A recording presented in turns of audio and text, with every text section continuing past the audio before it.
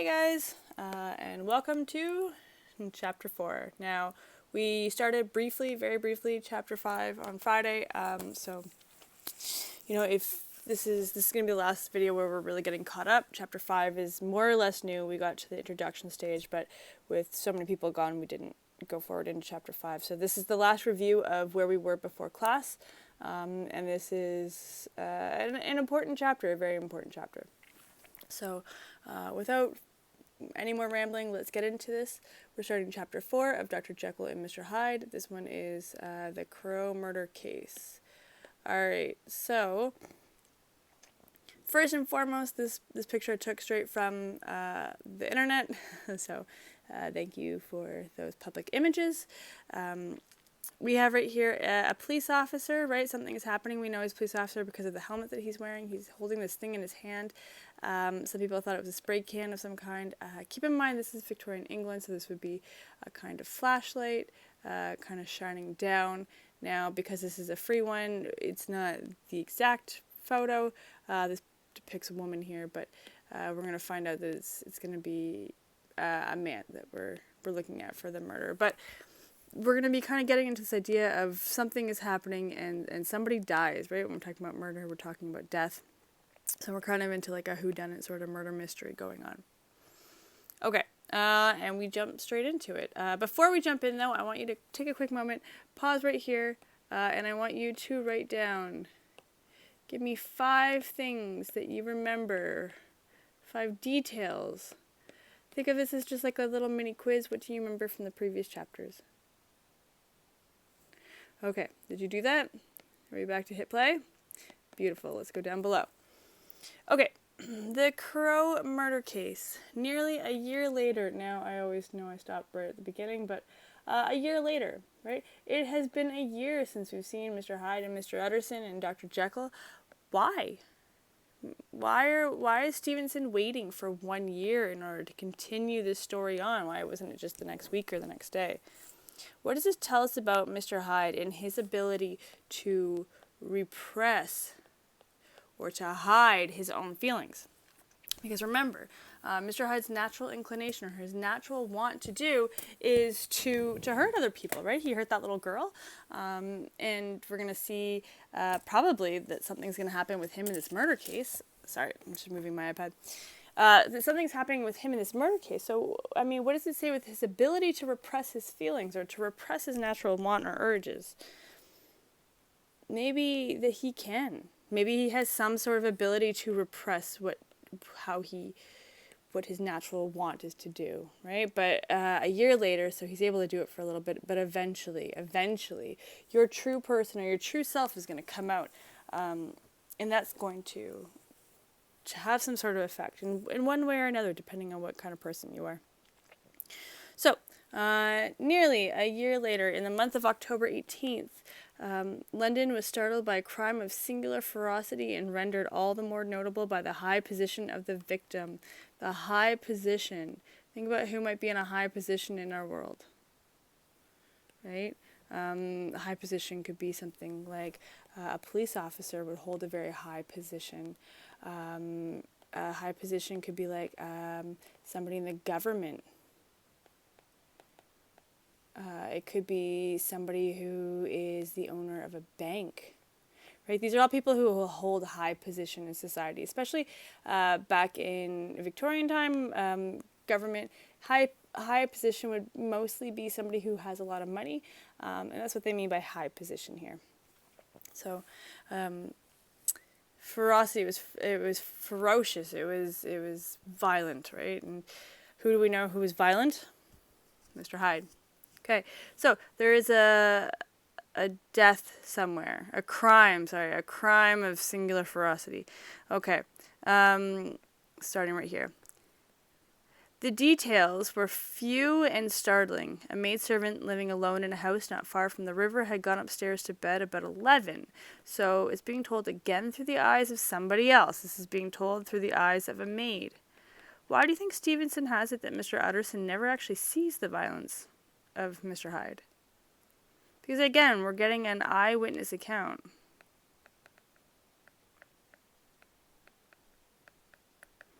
So something that's kind of strange. Okay.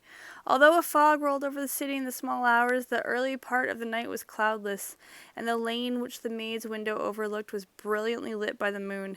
It seemed she was romantically given, for she sat down upon her box. She was happy to look outside, which stood immediately under the window, and fell into a dream of musing. Never, she used to say with streaming tears when she narrated that experience, never had she felt more at peace with all men or thought more kindly on the world.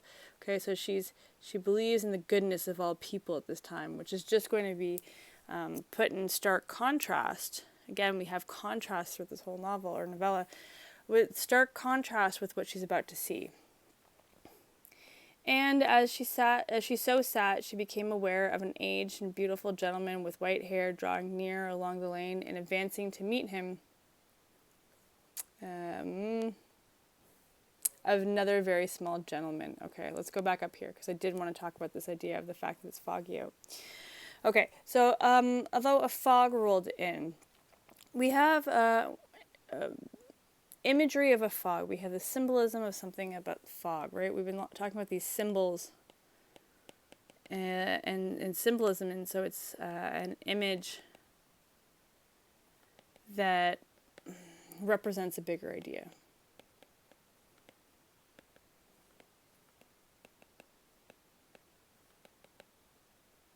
Okay, so think about when it's foggy outside. So when it's foggy, and especially out here in St. John, right, we get a lot of fog. So when it's foggy, right, there's all this fog out. There might be fog might break a little bit. You might see part of a building, right? That's my building. And then you might see part of a person.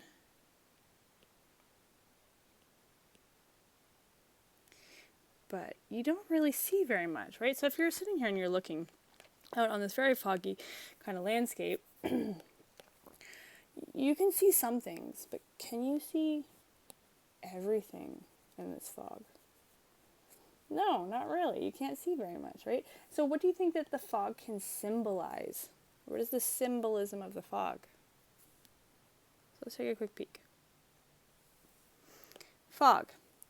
In stories and in art, fog and mist symbolize a variety of things, so it can mean more than one thing. We're not going to get to obscure, basically, something that is mysterious, a dream, confusion, a blurring between reality and unreality. A bit of a strange way of saying that, but we don't know what is real and what is fake. Essentially, right? We have no clue. We have no idea. Is that a car that's coming up? Right? Maybe that's a car right there. Are there multiple cars? Is that those street lights? Is that a person walking back there? Maybe you can kind of see them sort of in the background. But is there somebody standing over here? We don't know. We can kind of have a good idea that there's a car here. There's like some good headlights, and these are street lamps for sure. But I mean, really, what else is in this image that you can't see? What is real and what is fake? We don't know. So we have this kind of blurring between reality and unreality or our dreamlike world. Okay, so think about it. This murder is going to take place at a time where everything is foggy. It's difficult to see what the truth is. Okay, so she saw one man and another walking towards a very small gentleman, to whom at first she paid less attention. When they had come within speech, which was just under the maid's eyes, okay, so she's watching in this house. She's sitting there. This is her right here. Okay, so she's watching and she's, loving humankind right now, and she can see kind of everything below, and there's a man. I give them little top hats because it's Victorian England and it's cute. Okay, and he's talking to this other man. Okay, so she can see them. They're right below her. But because, again, it's foggy, maybe they're having difficulty seeing her, or maybe they don't even care to look up. Okay. So the other man bowed and accosted... which was just under the maid's eyes. The older man bowed and accosted the other with a very pretty manner of politeness. Okay, so this guy right here, he's tipping off his hat. He's saying, "Oh, hello."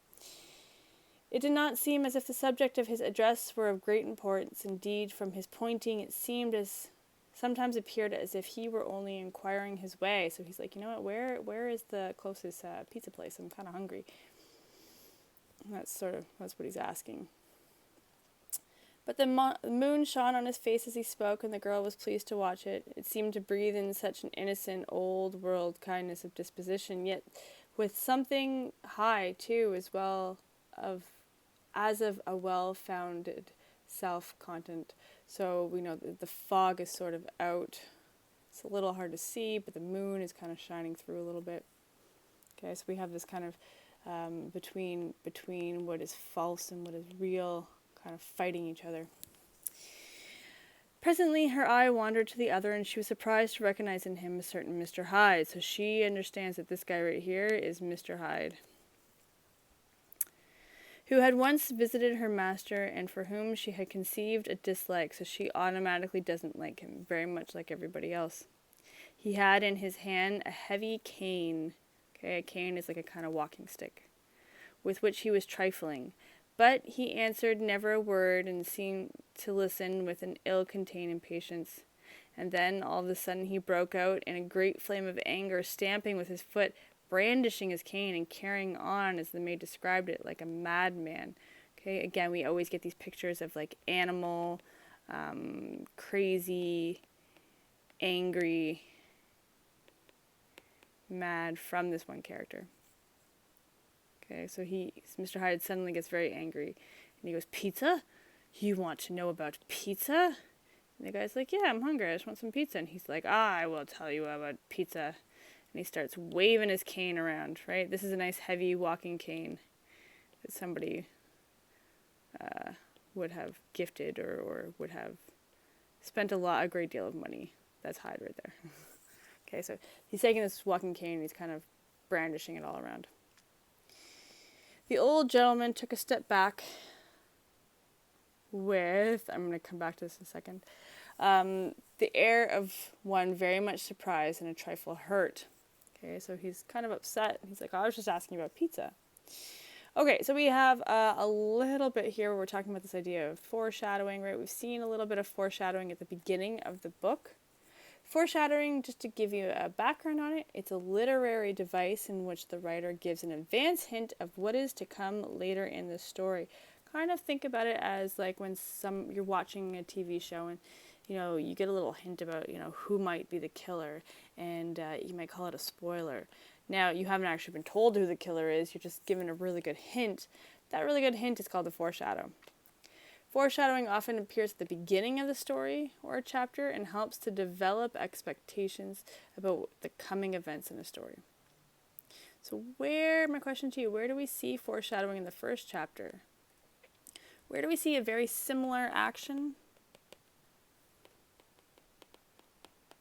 Something that might help point out to what is going to happen later on in the novella.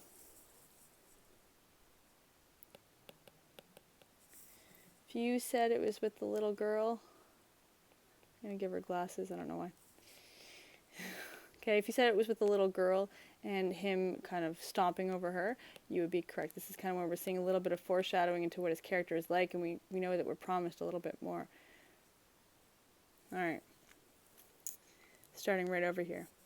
And that Mr. Hyde broke out of all bounds and clubbed him to the earth, and the next moment, with ape-like fury, again we have animal nature, he was trampling his victim underfoot and hailing down a storm of blows, under which the bones were audibly shattered and the body jumped upon the roadway.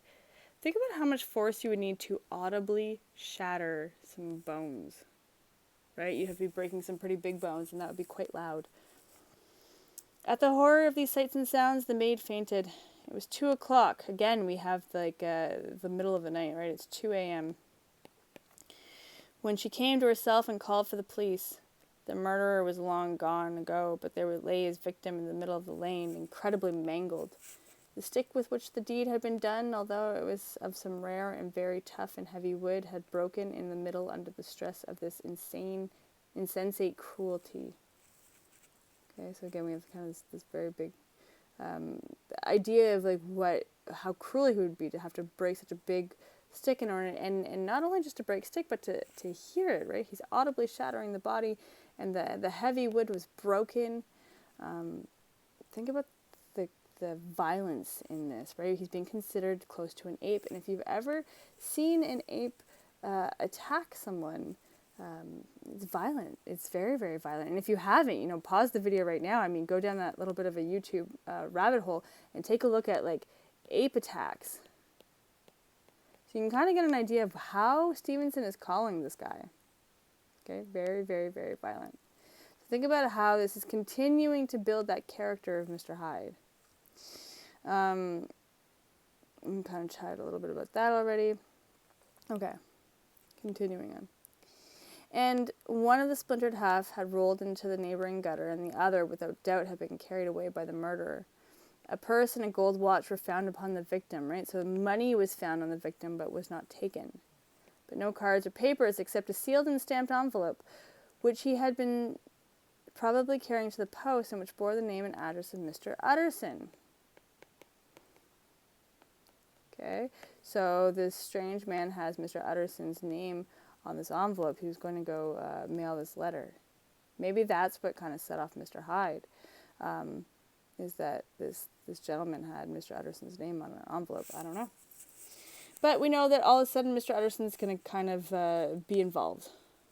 Okay, so again, to kind of give you this idea, I mean, these are obviously artist renditions or artist depictions or artist pictures of kind of like how violent it is. Like, look at all that kind of like, right, things are smashed. We have a lot of anger, like just very angry, to kind of get an idea. And just a really kind of interesting way to write this. In the next moment, with ape-like fury, he was trampling his victim. Again, we have trampling kind of being in the center of it. But it's not calmly trampling anymore. It's with ape-like fury, right? So now we have this kind of very angry trampling. Okay, it has escalated. It went from like, you're calmly trampling, and all of a sudden he's like all the way up here. Okay, this is with the girl. This is with the gentleman. Sorry, I know it's messy. And hauling down a storm of blows under which the bones were audibly shattered and the body jumped down the roadway. Okay, so it's very, very violent. Okay. Again, here's another picture, a rendition. We have the cane in his hand. It's being broken from how much he's stamping on the foot or on the gentleman. We have the envelope over to the side, and we just have like this very violent act, right? So, Mr. Utterson's on the case. He's going to be involved. We know that envelope was there, right? And we know that Mr. Utterson's going to be kind of pulled into this. Okay. This was brought to the lawyer the next morning before he was out of bed, probably by the police. And he had no sooner seen it and been told of the circumstances than he shot out a solemn lip. I shall say nothing till I have seen the body, said he. This may be very serious. Have a kindness to wait while I dress. And with the same grave countenance he hurried through his breakfast, drove to the police station, whither the body had been carried. So, I mean, think about this. Mr. Utterson was just told that somebody died, and he hurried through breakfast, but he had breakfast. So he's concerned, but he's not that concerned. Okay. As soon as he came into the cell, he nodded. Yes, said he, I recognize him. I'm sorry to say this is Sir Danvers Carew. I don't know if I'm pronouncing that properly, but we're going with it. Okay. Sir means that you were knighted. Okay, so that means the queen took this big fancy sword, and she dubbed you a knight. A knight would be somebody who would serve her. Typically, that's my knelt down guy. Typically, it would be somebody who's done something really good for the British crown, or somebody this time probably who has money, who has influence, who has power. Okay, we're not talking about a little girl who's 8 to 10 in an unfashionable part of town. We're talking about somebody who is very, very fashionable indeed. So what do you think is going to happen in response to this kind of beating or killing? Do you think it could be paid off? Probably not. "Good God, sir," exclaimed the officer. "Is that possible?" The next moment his eye lighted up with a professional ambition.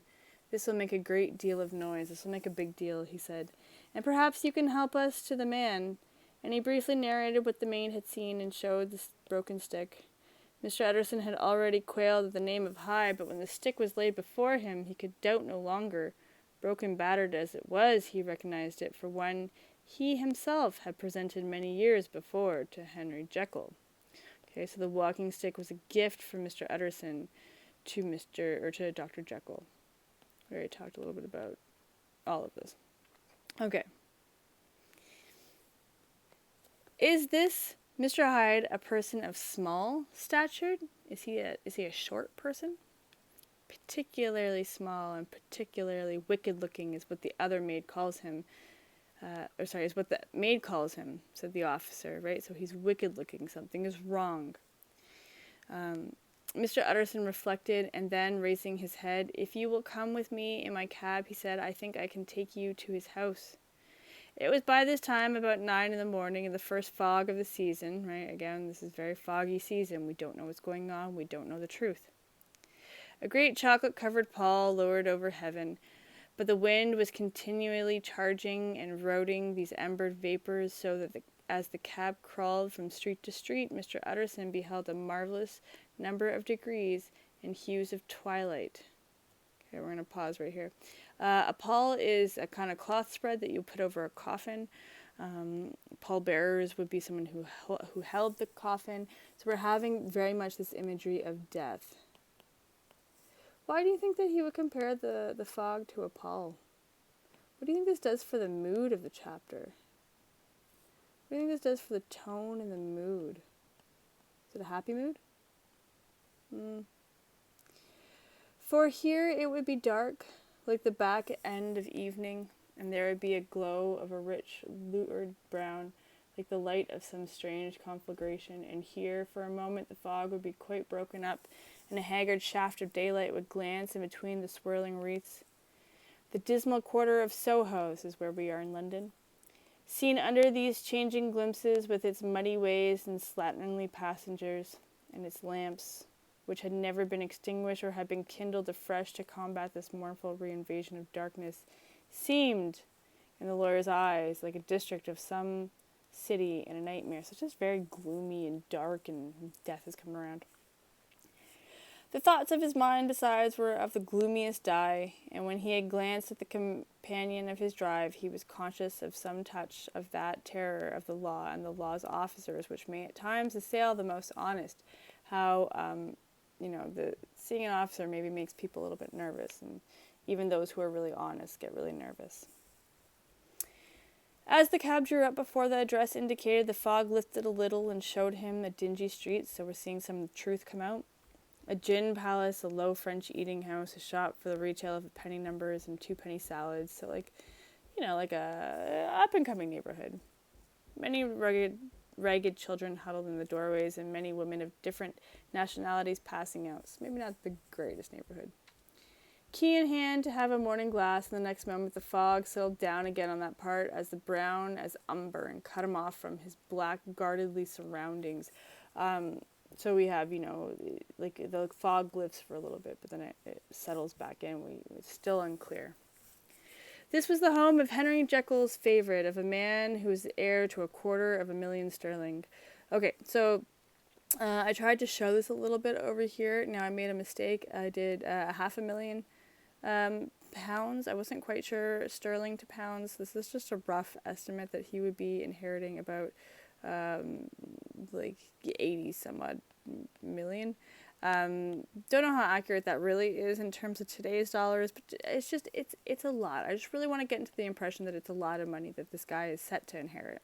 Whether it would be 80 million or even just if it was 8 million, I mean, heck, that's a lot of money, right? So kind of keep that in mind. I try to do a bit of a comparison, but I muddled that up a bit. Okay, we're about to meet Mr. Hyde's caretaker, and I really want you guys to kind of think about the differences between Mr. Hyde's caretaker and Jekyll's Jekyll's butler, Poole. An ivory-faced and silvery-haired woman opened the door. She had an evil face smoothed by hypocrisy, right? She is someone who she is deceitful. She is hypocritical. She says one thing and then she'll do the next, right? So we can't trust her. Can we trust Poole on the whole? Has he been doing good things? Let's keep it in mind. But her manners were excellent. Yes, she said this was Mr. Hyde's, but he was not at home. He had been in that night very late, but had gone away again in less than an hour. There was nothing strange in that. His habits were very irregular, and he was often absent. For instance, it was nearly 2 months since she had seen him till yesterday. Right, so Mr. Hyde has gone for 2 months at a time. Kind of strange. Very well, then. We wish to see his room, said the lawyer, and when the woman began to declare it was impossible, I had better tell you who this person is, he added. This is Inspector Newcomen of Scotland Yard. This is the police. A flash of odious joy appeared upon the woman's face. She's excited, right? She is kind of getting glee out of this idea that the police are there.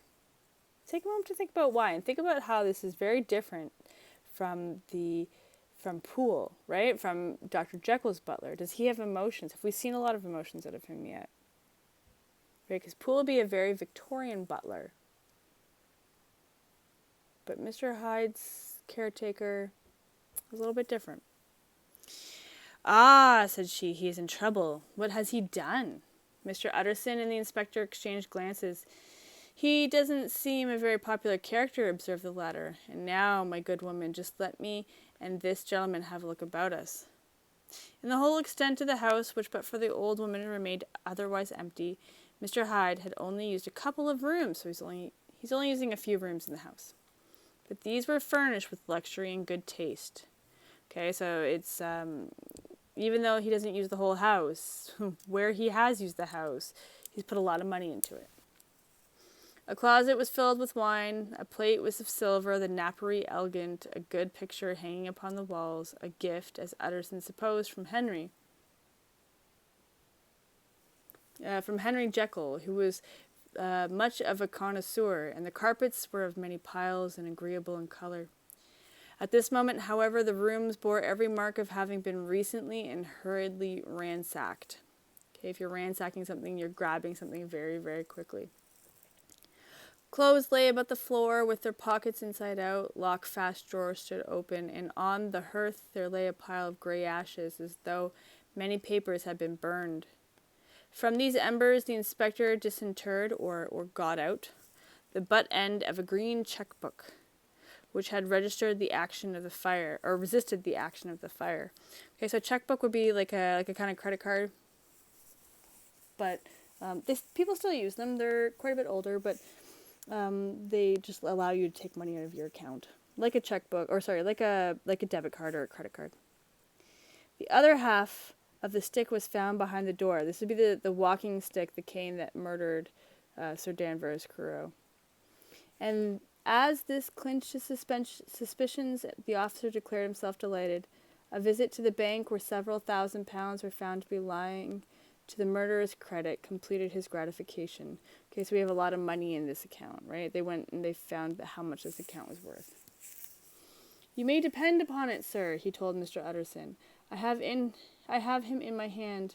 He must have lost his head, or he never would have left the stick, or above all, burned the checkbook. Why, money's life to the man. We have nothing to do but to wait for him at the bank and get out the handbills, to get out the handcuffs. This last, however, was not so easy of accomplishment, for Mr. Hyde had numbered few familiars. Even the master of the servant maid had only seen him twice. His family could nowhere be traced. He had never been photographed, and the few who could describe him differed wildly, as common observers will. Okay? No one can describe this guy. No one. He has no family. No one has seen him more than twice. Those who see him differ in how they explain what he looks like. Only on one point were they agreed, and that was the haunting sense of unexpressed deformity with which the figure impressed his beholders. There is something wrong. Now, my class, we did that little activity where we talked about like the lumps and bumps on your head, right? And how those mean something. Those tell you about what you look like. So think about like, that's my person. Think about, you know, how the lumpier and bumpier your head was, right? And they're considering this as a kind of, they call it deformity. Now in today's terms we wouldn't use that word, but the more that you didn't look the part, the more evil that you were thought to have expressed or to have, right? Not that this was correct thinking and not that I am justifying this, but I want to give you a little bit of a context about why why they're using this word of deformity and why they think this. Okay, so think about you know why he really can't be, why he can't be described. Why would Stevenson do this? Okay, so this ends chapter 4. We are going to go on to chapter 5 in the next video, the incident of the letter, where we're going to get to know a little bit more about what's going on. Okay, as always, I hope this was helpful in understanding Jekyll and Hyde. We should be all caught up at this point. If there's anything that you have questions about or any videos that you want to see about anything that we've done this year, this would be a good time to kind of get caught up and do a nice little refresher. It could be about sentences, it could be about complex, simple sentences. It could be about what do I mean when I ask you what the subject of a sentence is. It could be about how to write a strong paragraph. So anything that you've got, just throw it into the comment section below. Email me, or as always, you can message me on Teams, but you know how to contact me. And I'll see you guys in the next video. Okay, bye.